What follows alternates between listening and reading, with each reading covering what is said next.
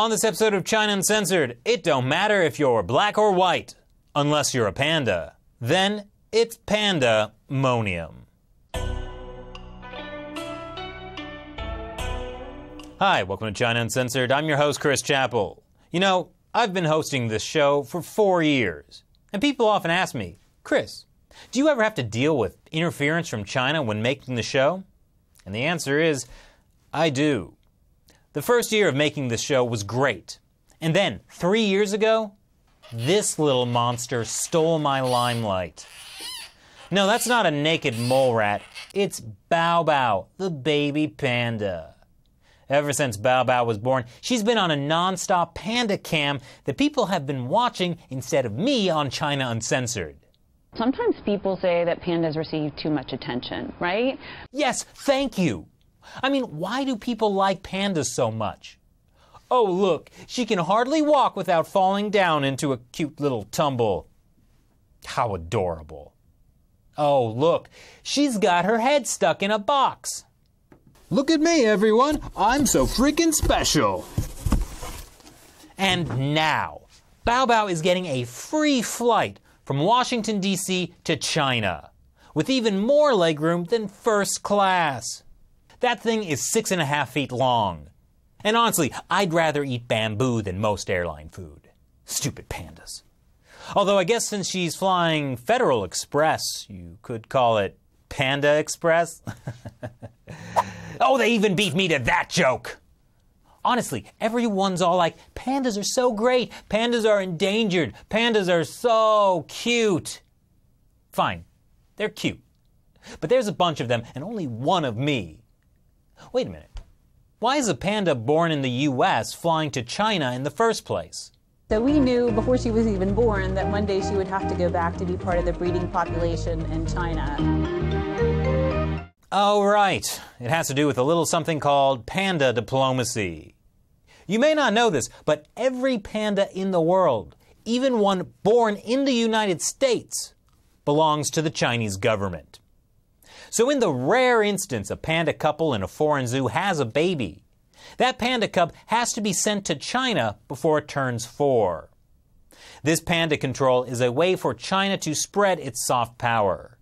And it actually dates back to the Tang Dynasty, when Wu Zetian, China's first and only female emperor, sent a pair of pandas to the Japanese emperor, thereby locking down a peaceful relationship between China and Japan for all time, I think. But the modern-day incarnation of panda diplomacy began in the 1950s. China gave 23 pandas to 9 different countries in just 3 decades. The highest profile being 2 given by Mao Zedong to Richard Nixon after his historic visit to China in 1972. But then, Chinese officials realized, why give pandas as gifts when you can just rent them out instead? Yes, now other countries can rent a panda from China with a maximum lease of 10 years or 50,000 miles. And the terms of agreement on those things is killer. You need to pay the Chinese government $1 million per year for each pair of pandas. Plus, if they have a baby, you have to pay the Chinese government a baby tax of $600,000. Not including the expenses related to actually getting the pandas to breed, since they have the libido of 100-year-old sea turtles. Then there's the cost of round-the-clock care, bamboo, and web hosting for your panda cam. And if a panda dies in your care, you'll owe the Chinese government another $400,000. That's crazy. According to The Guardian, having a panda can be ruinous, say some zoos, and could even take money away from other conservation work. Pandas are actively making the world a worse place. So why all the fuss? Well, there are only about 1,800 pandas left in the wild, according to the World Wrestling Federation, or whatever. Frankly, I think the Chinese government should be paying us to take care of their pandas. But the Chinese government has never listened to my policy suggestions before, so they're probably not going to start now. So how did this whole panda cash farm thing get started? For that, we can thank former Chinese paramount leader Deng Xiaoping. In the late 1970s, as he began moving China's farms and industry towards capitalism, he decided that pandas should be put to use for the nation's economy too. Little known fact, by the way, instead of panda diplomacy, Deng Xiaoping initially wanted to use dragon diplomacy. But while dragons were warm, they were not so cuddly. Also, for some reason, Deng found it hard to ship them to zoos overseas. Sorry, Dragon Express, you'll just have to stay a restaurant. But anyway, China's Rent-a-Panda program really took off in 2008. During the Sichuan earthquake, China's main panda sanctuary was devastated, and all 60 pandas living there needed a new home. And it's much more profitable to loan pandas out to foreign countries than to care for them in China anyway. So profit is one motive for panda diplomacy, but there are at least two more. Another one is, obviously, diplomacy. Pandas are used on one hand as a way to sort of sweeten the pot for countries that have signed free trade agreements with China or with nations supplying China with natural resources and advanced technologies. And on the other hand, if a country crosses the Chinese regime, it could affect future panda opportunities. But pandas are not just a reward or threat. They're also used as part of China's soft power propaganda. Like the two pandas exchanged with Taiwan back in 2008, Tuan Tuan and Yuan Yuan. Together their names mean reunion in Chinese. I feel like there might be some sort of message there.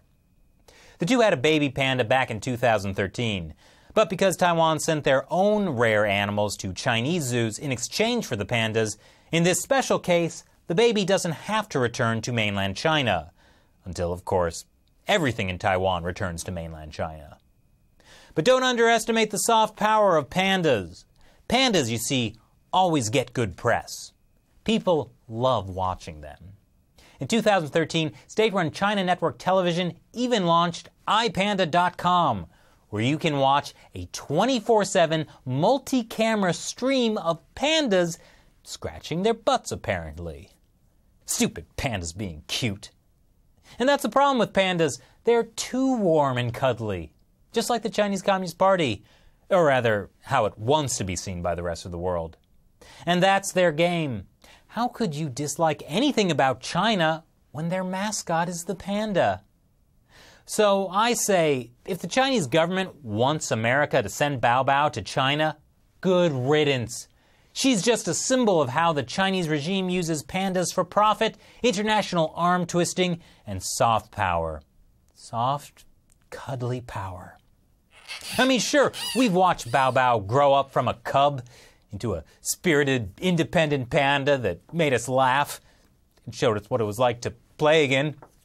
Now she's going off to make a new life for herself and to have cubs of her own. I'm gonna miss Bao Bao. Chris, we have to finish the episode. Well, this is awkward. So what do you think of Bao Bao and China's panda diplomacy? Leave your comments below. And please, consider supporting the show on Patreon so we can raise funds for our very own panda. Or at least make enough to eat lunch at Panda Express. Thanks for watching this episode of China Uncensored. Once again, that was Chris Chappell. Hopefully he'll see you next time. Bao Bao!